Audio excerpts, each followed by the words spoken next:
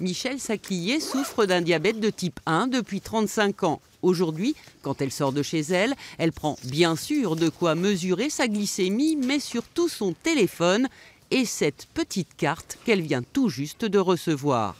C'est une carte sécurisée sur laquelle est tout répertorié le traitement pour mon diabète. Parce que là, au moins, on sait que les personnes, si on est inconscient, peuvent nous traiter, alors qu'avant, on nous ramassait dans la rue, mettons en hypo, on disait tiens, c'est une personne qui a bu, parce qu'on avait des signes un peu pas très normaux, quoi.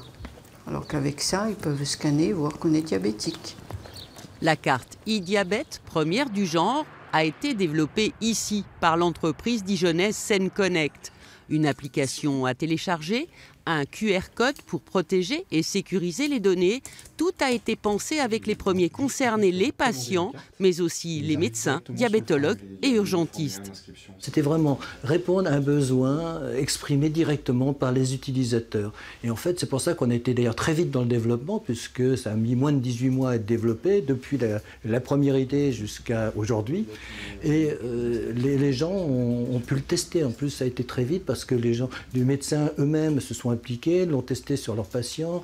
Des patients ont réagi dessus et c'était vraiment, je dirais, une co-construction. Partenaire de cette innovation en santé, la région accompagne financièrement le déploiement de la carte connectée à hauteur de 100 000 €. Quand on sait le nombre de diabétiques qu'il y a, quand on sait aussi combien c'est complexe le suivi des diabétiques et combien par cette simple application on peut sauver des vies, je n'ai pas hésité une minute.